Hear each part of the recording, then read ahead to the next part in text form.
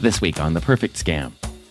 I mean, he put it together pretty good with the timing of COVID and the way materials and the supply chain was going. You know, you hear it all the day on news, like, oh, supply chains. So everybody already has that seed planted in their head that everything's going to take time. Well, you already know it's going to take time, and then he shows up 14 weeks later with the wrong stuff. You already know it's going to be another 14 weeks. To drop it off to make it look like an effort, you start, you know, you hit your feelings like, oh man, this guy's having a rough time too. When it turns out he wasn't having a rough time. He was living the time of his life, just taking everybody's money. Welcome back to The Perfect Scam. I'm your host, Bob Sullivan. When a disaster happens, like a flood, a hurricane, or a fire, victims often find themselves in desperate need of home repair help. And that's often when criminals swoop in. False promises, missed deadlines, even outright theft are nothing new in the construction industry, but the number of consumers complaining to federal authorities about home repair scams has dramatically increased in recent years. For example, believe it or not, home repair complaints are as common as complaints about telemarketing in the state of Wisconsin. And that's where our story begins today. My name is Royce Babcock. I live in Wisconsin Dells, Wisconsin. And what do you do, Royce? I am an HVAC journeyman for casinos here in Wisconsin. And just for people who don't know, what does it mean that you work on HVAC systems? Basically, I'm the guy that keeps everybody hot and cold. So I don't get to enjoy the nice weather. I just get to make the nice weather. Is what I always tell the people. And how long have you done that? Just over 2 decades. Oh, so you've been doing this a long time. I've been doing this since I was a teenager here, pretty much. Royce and his team are called in whenever there's a big failure. When the AC goes down on a very hot summer day, for example, there's a lot of pressure. The casino loses money for every minute the building is uncomfortable. So, Royce has to ride into the rescue. But he and his family needed rescuing back in 2020 when a terrible fire consumed his home. He and his wife and their children got out, but it sounds like your home was destroyed, right? Completely? Yeah, it was a total loss. And so we ended up having a total loss, yeah. So where did you live after that? Where didn't I live? We're living in my parents' house, but, you know, it's pretty hard with 3 kids, you know, and work. Yeah, and it was nonstop stress. So dealing with the insurance and where I'm living. So we did my parents' house, and then we did my mother-in-law's house way up. It's like an hour and a half north in Nakusa. We lived up there for a bit because we were in the pandemic, so everybody was laid off. Yeah. Royce leans on his parents and his in-laws for a while, but house hunting from so far away is frustrating. You probably remember that it seemed like everyone was moving during the first year of the pandemic. Well, during that time, everybody and their brothers were buying a house. Like, the market was insane. The housing market was a seller's market, basically, you know. So we couldn't get a house every time we looked at one. By the time we were driving to look at the house, it was already sold. It's been months now. It's fall of 2020, and Royce decides he's only got one logical alternative. It was a bidding war at every place we looked at. So I wasn't willing to just throw all my money into something that just got us by. So I went into, we're going to have to build. I've been in the trades for, 2 decades. My dad built this house. I figured, it can't be that hard. It doesn't make sense to live so far away during the construction project. So at this point, Royce makes the difficult choice to move the family back onto his original property, into their detached garage, which wasn't damaged too badly by the blaze. And so I redid the garage. I put some AC in it, at least for the summertime, but wintertime I didn't have heat. And so basically we lived in our garage the whole time while we were waiting for this house to get built. And everything was going fairly well. Royce even dreams about being done with the project, at least enough to move back in by wintertime. But then he hits a big snafu.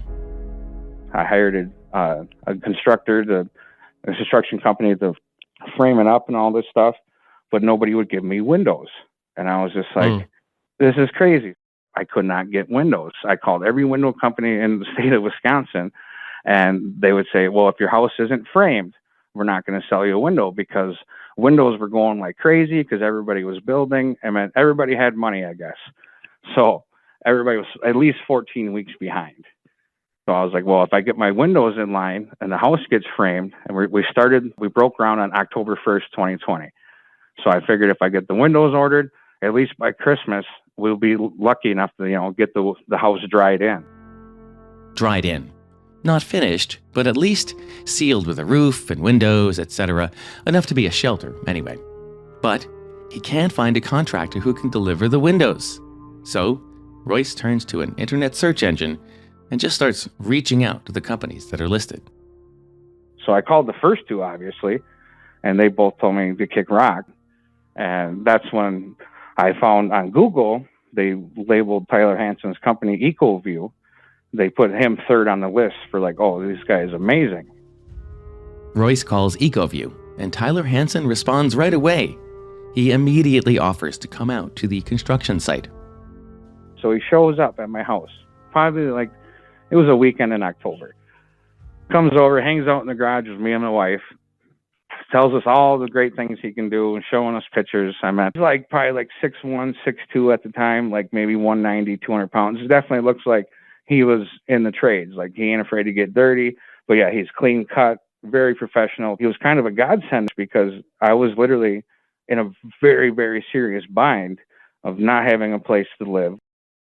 Hansen tells Royce he's astonished. The other companies told him he'd have to wait several months or longer. He can have the windows to Royce within a few days. And at the time, I was just more relieved that somebody was actually going to try to help me. Because everywhere, every avenue, nobody else would even answer the phone. Like, yeah. Exactly. So Royce puts down a down payment and places a very big order with EcoView. 32 windows and 5 sliding glass doors. And the windows do arrive, sort of. The windows aren't the brand Hansen promised, but without better options, Royce installs them anyway. At least the windows that are the right size. Still, about a quarter of the home is windowless because some of the windows are the wrong size. And when Hansen tries to fix the mistakes, well, that doesn't work out too well either. He showed up with a U-Haul to drop these windows off, and I was like, that's when I was like, this ain't good. Like this could be bad, but I'm taking everything I can. I'm getting progress is being made, so we were still on the good side of things. It's winter now. In fact, the entire winter passes while Royce tries to get the remaining windows installed on his home. Remember, they're all still living in the garage. And right about then, in April 2021, Hansen has another proposition for Royce. He's like, oh, I can do your siding, because I was like, I really don't want to do my siding. He's like, oh, I can do that. I'll send you my sales guy over here. The salesman says he can put up the siding for about $20,000 and asks for 50% up front. And after Royce gives him that money, things take a quick turn for the worse. So that's when I gave him 10 grand up front, and then it was nothing but COVID excuses. His mother died, his father died, everybody died. When I went through all the messages last night, this guy, he should have nobody left in his family. Everybody died. It's insane. This guy used that excuse so much, it was insane. So that's when I was like, something ain't right. Royce tries and tries to get in touch with Hansen, and nothing. I sat there, just waited and messaged, and then he gave me different phone numbers that Mr. Hansen was getting a hold of me from. I called him, I emailed him. He had people literally that said that they worked for him just call me up to give me some excuse at the time. Like, oh, he had brain injury this weekend. And it's like, what? Like, how can this guy have that bad luck? I'm like, only I have this luck, So. Do you remember the day that you were really sure, no, this is bad? I signed the siding contract in April of 21 because that was when we still had windows, and he had the good excuses of why they weren't working. And all these promises, this will get fixed, we got this. I was, like I said, I was seeing progress, so I was like, okay, I'm gonna give you some slack. And yeah, if everybody died in your family and you get COVID every day, I get that. So I was pretty lenient on my end because this guy did save me in the beginning. So I was a little okay. I signed the contract April something of 21 for my siding. And that's when he just took that money, and then it was nonstop excuses. It was like, we don't care about your windows. We don't care about anything. He gave me silent treatment to the point where, I was literally driving almost to his house. Like, what is going on, dude? Why do you do this? Like, why do you sit there and give all this hope and then you just leave me in the dark? But what really triggered that something was wrong, it was about, I want to say, late fall of 2021. He sends me a message and he goes, "Oh, you do heating and air, right?" I said, "Yeah." He goes, "I got a house in Wisconsin Dells. If you can do a couple of runs for me," he goes, "I can afford your siding." And then I said, "What do you mean afford my siding? You supposedly, I'm waiting for it to be delivered."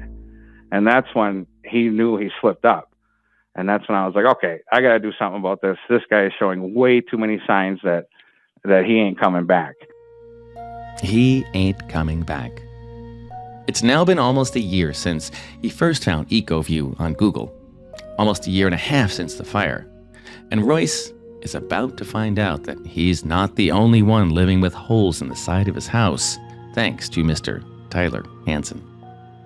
Well, then I magically look on Google, and he's got all these negative reviews. He didn't have them when I looked at it back in 2020. He was the greatest thing. And I was like, what did I get involved with? And then I researched him some more, and I find out he had like a nursing home that he was stealing drugs from the patients back in 2014. And I was like, oh, now we're into something that this could be getting real bad, I was thinking. So I did some research. I called the Better Business Bureau of Wisconsin. They just said, yeah, file a complaint. And that's all it ended with that. So I get a hold of DATCAP, which is the Department of Agricultural Trade and Consumer Protection.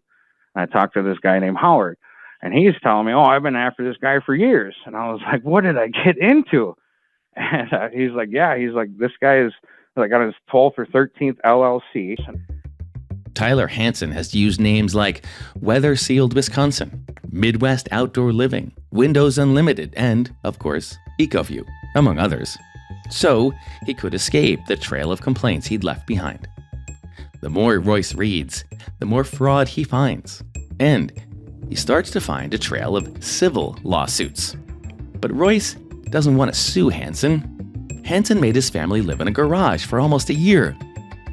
He wants this serial liar to go to jail. It was quite the debacle, but once I threatened law on him, and I noticed that everybody was filing civil lawsuits, I was like, well, I'm not going to do civil with this guy because you're not going to get blood out of a turnip. So I was like, we have to do criminal. So then I get a hold of the county police, and they were at first for like, yeah, just take it to civil. I was like, no, this is not a civil case. Like, this guy is literally, I think he's doing it for a career. So after I pretty much begged the county, which is Columbia County at the time, they send me a detective. His name is Detective Brian Johnson. The guy was basically, if it wasn't for him, I don't think any of this would have happened. Because once he came over to my house and I gave him a foot stack of information of everything I researched, it was insane that I had his birth dates, I had the places he's lived, I had everything lined up for him. And I explained to the detective, like, if I have a subpoena of his bank records, I can prove where my money went. So he was like looking at it. Okay, I'll look it over. So he takes it, and like 2 months go by, and I was get a hold of him. I'm like, what is going on? And he was like, I was just gonna call you. He said, he's like, we just opened up Pandora's box. And I was like, well, I don't know what you mean by that. He's like, once we got the subpoena, the bank records, he's like, basically it showed years and years of fraudulent everything. He's like, you are just the tip of the sword. He's like, you got this thing rolling. He's that's great. He's like, but this is not an easy case. He's like, we have so much involved now. In fact, the trail of fraud that follows Hansen around is so long that federal authorities become interested in the case. So that was in 22, probably about May of 22 is when I talked to detectives finally. And then it was about Thanksgiving of 22 again. He calls me back and he's like, we have so much involved. He goes, and now the FBI is getting involved. Federal and local investigators find out that Hansen would manage to string clients along through cleverly crafted smoke and mirror games. He had material inside of a truck that he would go around and I'd talk to other victims, and I'm willing to bet the same material he dropped off at my house, which was obviously the wrong material. It was like a lime green, which was nothing even close to what we ordered. And he's like, oh, now I have to wait another 14 weeks to get that. So then he just comes and picks it up, and he takes it to another victim and drops it off, and they say the same thing, like, hey, this is the wrong stuff. Oh, I'm sorry, I got to do another 14 weeks then. I mean, he put it together pretty good with the timing of COVID and the way materials and the supply chain was going. You know, you hear it all the day on news, like, oh, supply chains. So everybody already has that seed planted in their head that everything's going to take time. Well, you already know it's going to take time, and then he shows up 14 weeks later with the wrong stuff. You already know it's going to be another 14 weeks. So it's pretty smart what he was doing. You know, I mean, to take material that obviously everybody knows it doesn't go on their house, but to drop it off to make it look like an effort, you start, you know, you hit your feelings like, oh man, this guy's having a rough time too. When it turns out he wasn't having a rough time. He was living the time of his life, just taking everybody's money. Living the time of his life, taking everybody's money until Hansen is finally indicted in August of 2023. Federal authorities say he was taking customers' deposits, like Royce's $10,000, and simply spending the money on himself. He just kept going, getting more deposits. That's all he was doing. He was just collecting more money because he was actually supposedly giving out refunds. But I haven't met anybody that got a refund yet. While federal authorities build their case, Royce talks to a local journalist who tells his story on TV, and what seems like an avalanche of victims get in touch with him. So that's why when I started helping other people, like Janet, like, okay, what do you got? And then I send it to my detective, like, hey, this is the same county. Put this lady on the list. I met a lot of victims that dealt with Mr. Hansen late 21, early 22, way after I was already involved with them. And I'm like, oh, I wish I would have met you a year ago because I would have told you to run. You know, he got a lady down the road for me. Like I said, he wanted me to do this HVAC work for her. Well, turns out I actually do know her. She works at the casino here. He came and basically ripped the side of her house off and left. You can see the inside from the outside for 2 years also. And this is why we're telling you this story today on The Perfect Scam. Of course, it's terrible when a criminal takes your money and doesn't do what they say they'll do. But with home repair scams, money is often the least of the victim's worries. These crimes often leave people without a safe, warm, dry home to live in. That's what makes them so awful. Help explain to someone who might not understand, why is this so devastating to people like you? Well, it's devastating for us, especially in Wisconsin. I mean, we have harsh winters and pretty wet falls too. So her house was same as my house. I have pictures where I'm sending it to Mr. Hansen, like, dude, I got water coming in, ruining my youngest daughter's room. Like, I just built this house and you're going to destroy it. And you're losing so much more than money. I mean, this must just be so frustrating. Oh, I miss, we didn't have a housewarming party. I got married in July of 2020, 4th of July. We couldn't have a place to have our own, you know, we didn't want to have a huge giant reception. We were going to have it at our land. We were going to have all these parties, the birthday parties, you know, the things that the kids missed out on because they were basically homeless, you know. So you don't want to have a kid's birthday party, which we still tried, but when your kids' friends come over and like, oh, you live in a garage, like, you know, we have to warn everybody for the longest time, like, hey, if your kids want to come over and play with us, like, this is our living right now, so be warned, you know. So just the mind games that he played and the stress, you know, I'm at. Not long after the indictment, Hansen and his wife both plead guilty to fraud. They were sentenced just a few weeks ago, in January 2024. When was the last time you saw him? Well, 2 weeks ago. I was at the federal case. Oh, you were at the sentencing 2 weeks ago. Yeah, yep. I went and spoke at the sentencing. Did he look at you? Oh, I'll be honest with you, I think I was the only one he probably didn't want to look at. Because after the message I read last night of recapping everything we talked about, yeah, I wouldn't want to look at me either because I was pretty hot. So, but what did you think when you looked at him? Oh, when I first seen him, he doubled his weight. He was sucking air. He had a limp. It was like, what happened, dude? Like, it was insane. I couldn't, almost to the point you couldn't recognize him. Even one of the other victims, her name is Dawn. She even said to the judge, like when he showed up, this guy was handsome. Like he was clean cut, you know what I mean? He knew his stuff. Like he came out and said the right things, and look at him now. Like now he's just getting overweight and probably having health issues in prison. Hansen is facing the prospect of 20 years in prison, and Royce thinks he deserves every minute of that. And he tells the judge this when he reads his victim impact statement during the sentencing. We asked Royce to read part of that for us. This was actually pretty tough. I mean, when you're doing a victim statement, I mean, the emotions, you know how many times I threw my keyboard typing this thing? We had to purchase a siding that we already paid Tyler for, increasing the amount of the construction loan. The interest rate has tripled from what it would have been, what it originally had. Extra purchase that required, and the increased interest cost us $275,000, an amount that will take our monthly mortgage payment to a severe strain, all because of Tyler Hansen. His associates and their unsavory, unethical, illegal, and immoral business models, the stress placed upon us from the lack of principles displayed by Mr. Tyler, having to investigate and find out just how shady he is, having created this undue strain. Now dealing with the stress of wondering how we are going to complete this house with the help of friends and family, and time to appease the financial institution continues to weigh heavy. And that's putting it very politely. The judge gives Hansen 7 years, and his wife 3. That doesn't sit well with Royce. Yeah, 7 years, but he already had a year and something in from hanging out in the counties. And that was the main deal, which is I explained to the federal judge, I'm kind of upset with the DOJ. I said, because there's still victims out there. There's still elderly people out there that don't have social media, that don't pay attention to the news. They're waiting in their hand with a contract from Tyler Hansen. So I walked out of there with a pretty sour taste in my mouth, but what can you do? So when you total up the amount of money, I know it's confusing because you gave him money for windows and he gave you the wrong windows or whatnot. But how much did he steal from you directly? Theoretically, directly, with the windows that are messed up, probably close to $30,000 altogether. But yeah, then you add the amortization of the loan and why, the state of Wisconsin. Yeah, the real impact is much bigger. Yeah. Yeah. So, what is Royce's living situation now?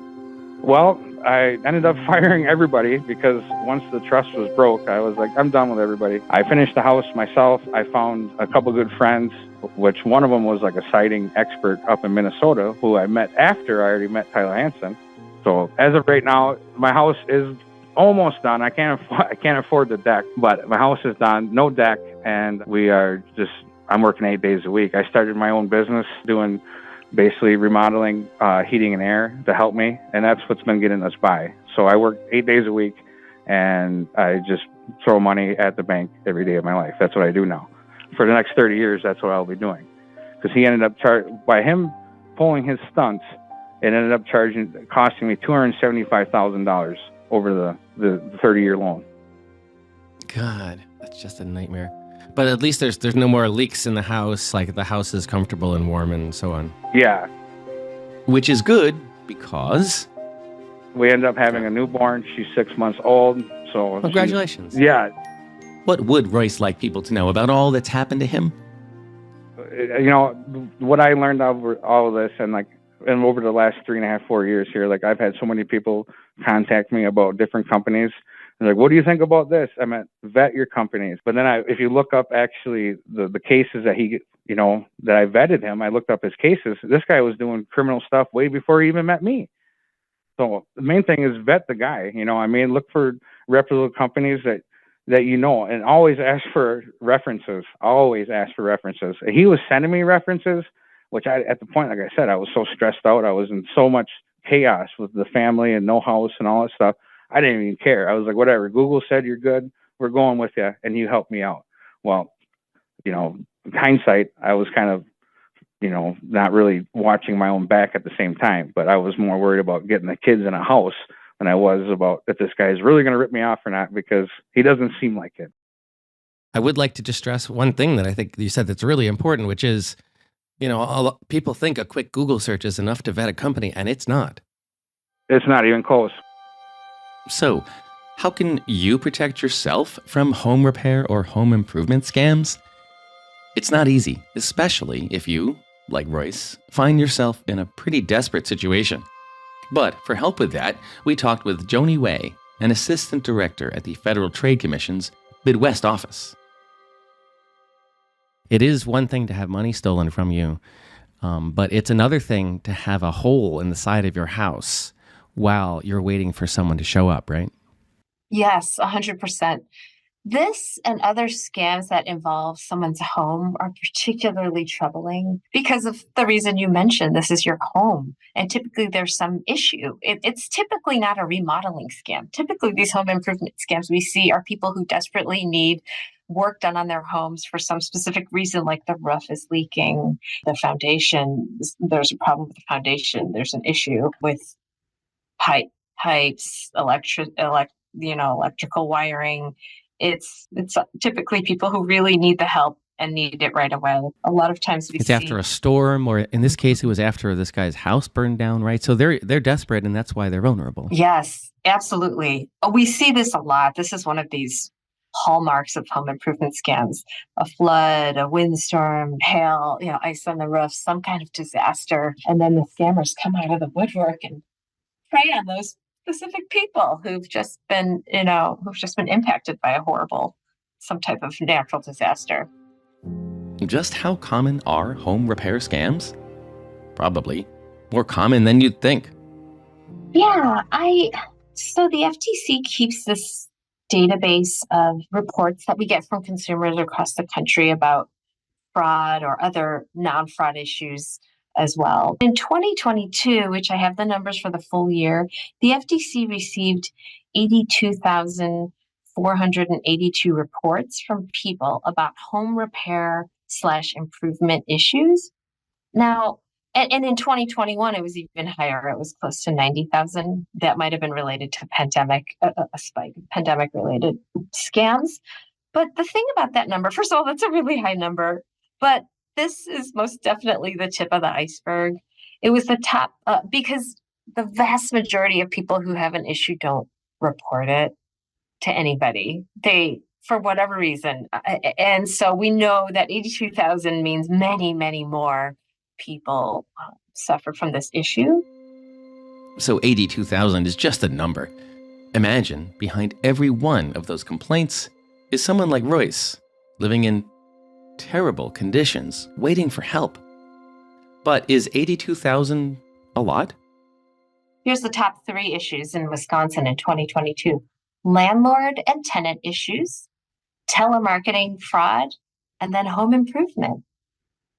So really crazy. There's as many complaints about telemarketing as there is home improvement. Yeah, that is a shocker to me. Slightly less, maybe like 400 fewer complaints, but it's really crazy that home improvement is so high up on the list. It's at that scale. Yeah, it's remarkable. I mean, just especially, because everyone has a phone, right? But not everybody asks for home improvement. And telemarketing is everybody is harassed by these robocalls and phishing, spoofing, imposter scams, and through the phone, texting. And so, the fact that home improvement is just under that is pretty startling. Yeah. It's remarkable.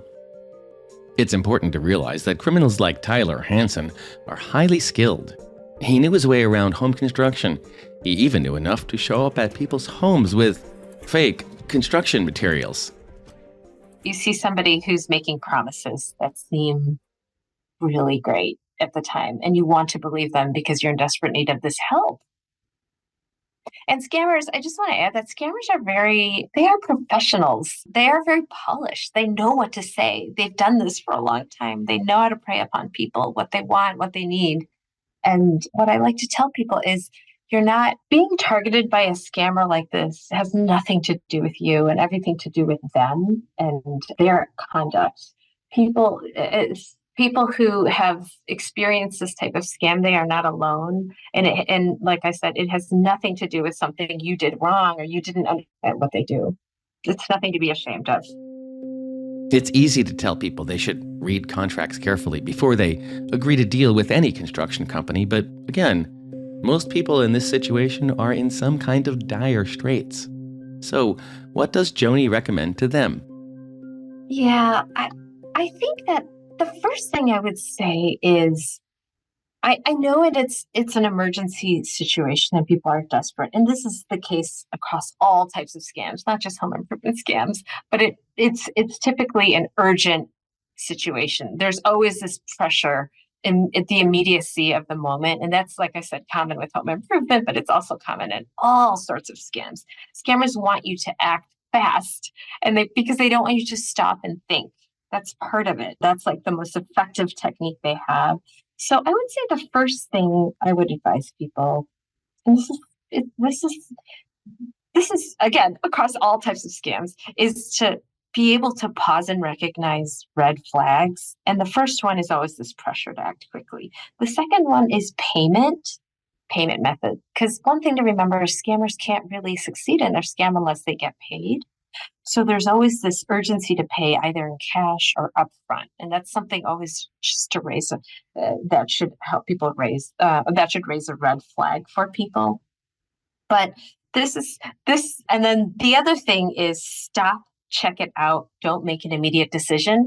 And what I mean by that, it doesn't mean you have to wait 3 days and check out 5 other contractors, but just pause, even if it's just for a moment, and call 1 or 2 people you trust and just talk about this potential contractor, this opportunity, what you're about to do, because this is a big investment of money and time, and this is your house. So the pause and check it out advice applies to these types of scams, but all scams. Usually, if people pause and call maybe one person to talk about it, they can avoid the scam because, like I said, there's this pressure to act quickly. This person's busy. He tells you he's got a lot of other customers waiting. He needs a decision right away. Never be afraid to pause and stop. The other thing is, I know that when your house, you have a hole in your roof, you really want to get somebody signed up fast. But I think the thing I'd like to really emphasize is it doesn't take that long to check it out. What does Joni mean by check it out? So the first thing you can do is I do this all the time, a quick Google, just a Google search of a name of a company, a phone number, an address, along with the words scam, review, complaint. You'd be shocked by how many things pop up online. And that takes seconds, and that could inform you immediately that you should maybe take a closer look or pause. Figuring out if someone is licensed or insured, like a contractor's licensed or insured, is something that takes a little bit more time, but we tell everybody to do. Again, with the internet now, with the ease of access to our state and county government websites, it is actually something that you can do fairly quickly. And this person, if it's a legit contractor or home improvement specialist, can wait for you to do that. Yeah, and reading the contract carefully, contractual requirements vary by state.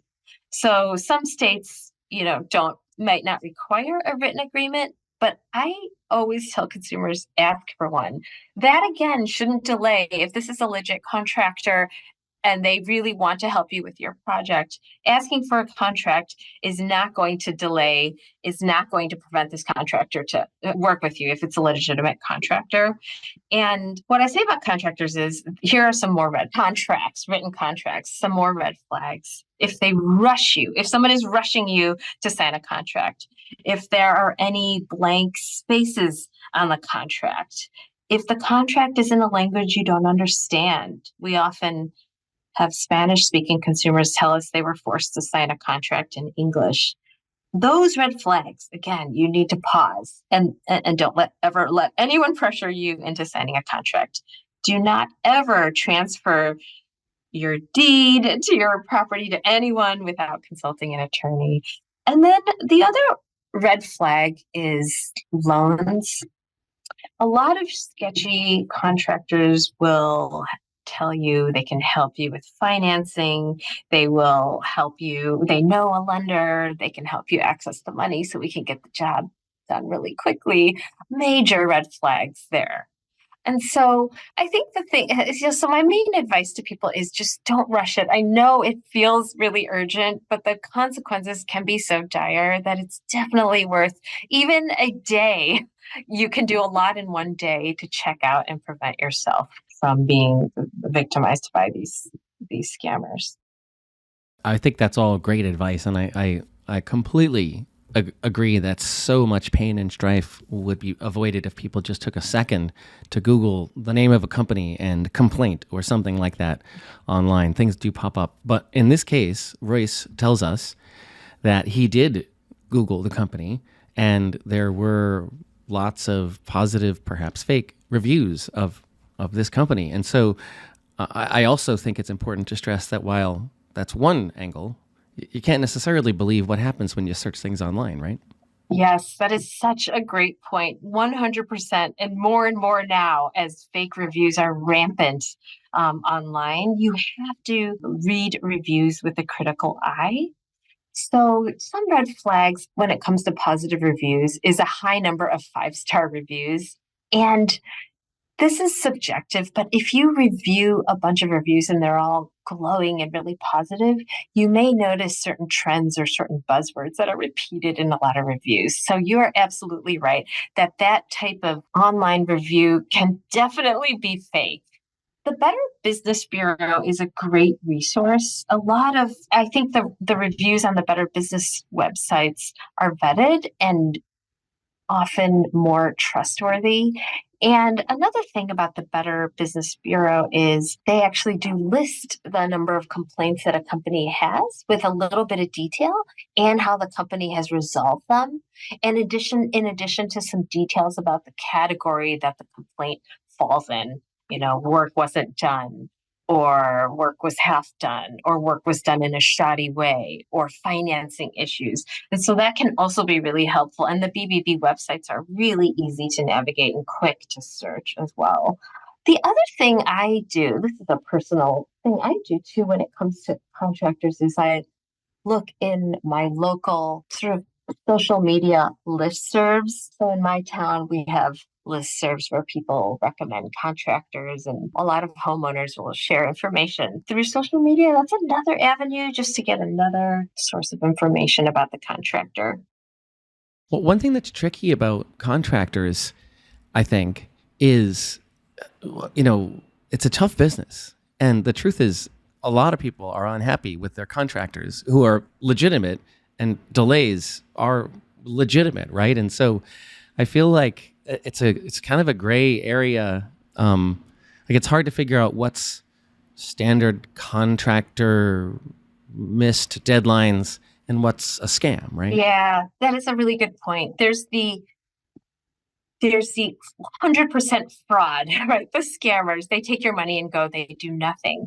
There are those folks that operate somewhat in the gray area in between. And then there's the legitimate contractors that are just incredibly delayed and frustrating. And we've all probably experienced those types of contractors. They're not out to scam you, but the work just isn't great, or their communication is terrible. And so there's a lot of different ways. So if you're on one end of the spectrum, the really horrible scam side of it, those are incredibly challenging. And it's hard to, there are your recourse, if you've already paid, it can be tough, particularly if you've paid cash. If you are more on the other side of the spectrum, where it's just sort of a shoddy or just sort of poor customer service, I would say the FTC does have on its website sample letters that you can write to a contractor. And it's a template that we hope people can take and use, but essentially helps you sort of spell out your story in a compelling way to try to convince the contractor to get on the ball. And with both legitimate and illegitimate just like scammy contractors and legitimate contractors, I would say contacting your state attorney general or state consumer protection office is never a bad idea. For those contractors that are just not doing good work or just delaying,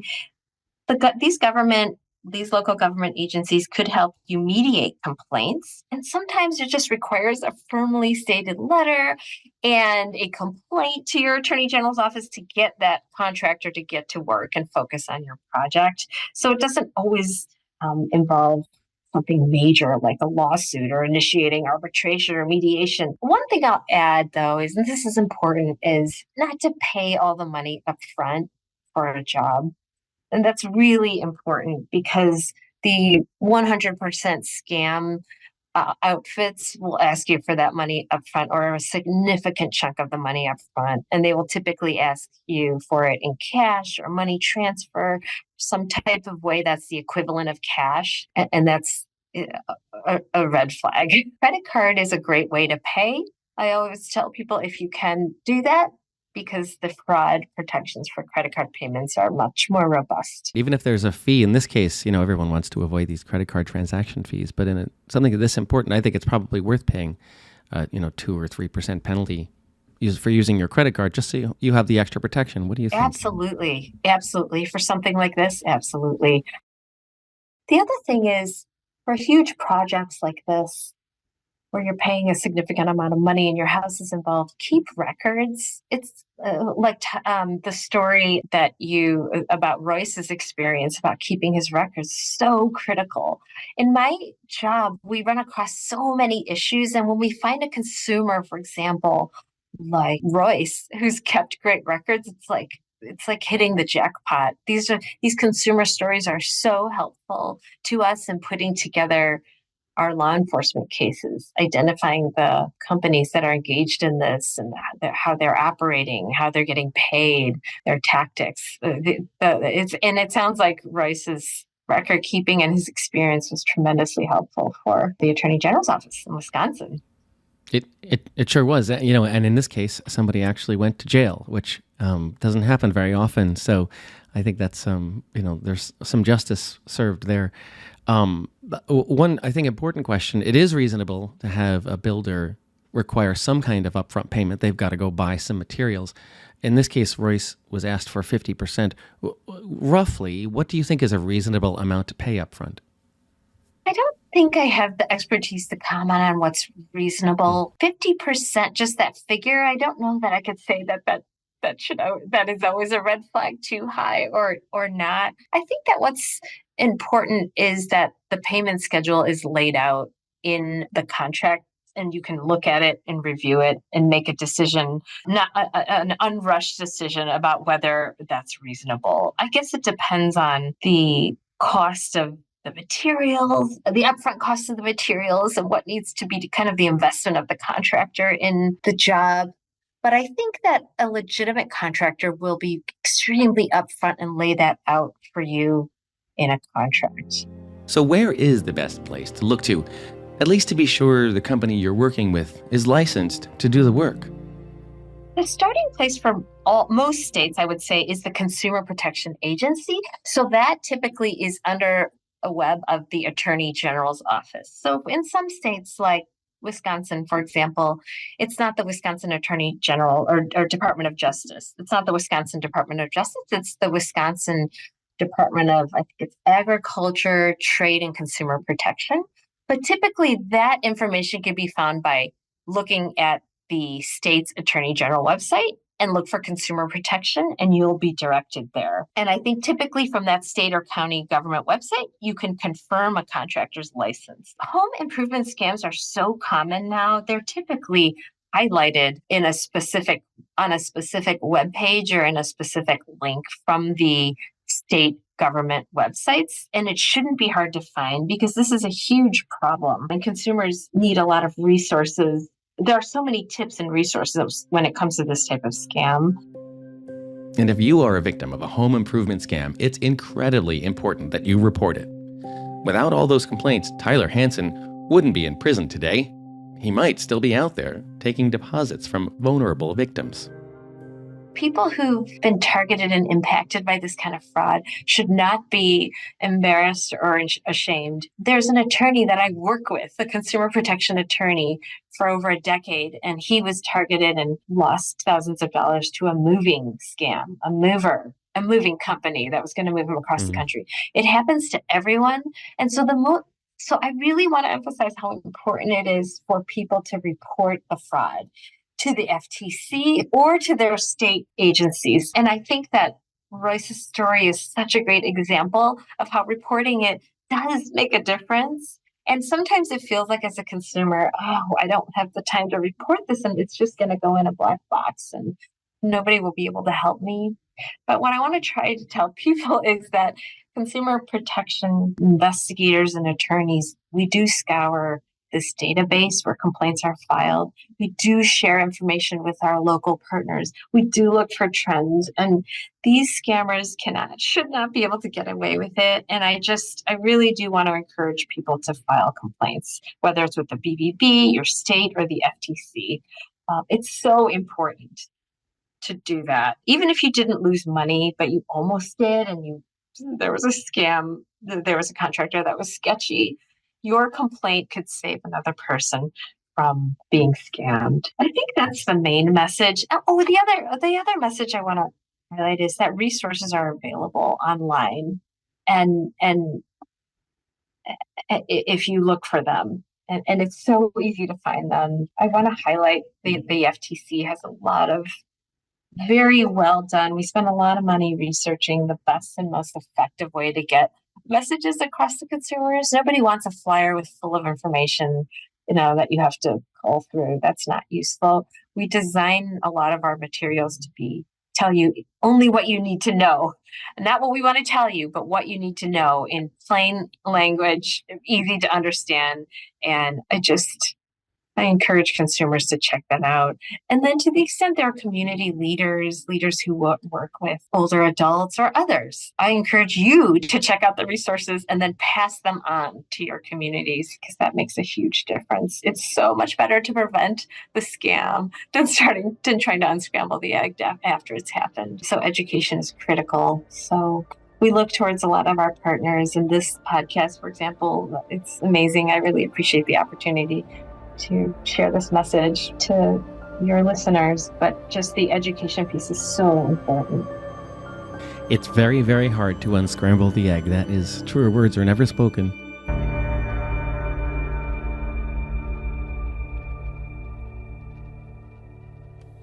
If you have been targeted by a scam or fraud, you are not alone. Call the AARP Fraud Watch Network helpline at 877-908-3360. Their trained fraud specialists can provide you with free support and guidance on what to do next. Our email address at The Perfect Scam is theperfectscampodcast@aarp.org, and we want to hear from you. If you've been the victim of a scam, or you know someone who has, and you'd like us to tell their story, write to us, or just send us some feedback. That address again is theperfectscampodcast@aarp.org. Thank you to our team of Scam Busters. Associate Producer Annalie Embry, Researcher Sarah Binney, Executive Producer Julie Getz, and our Audio Engineer and Sound Designer Julio Gonzalez. Be sure to find us on Apple Podcasts, Spotify, or wherever you listen to podcasts. For AARP's The Perfect Scam, I'm Bob Sullivan.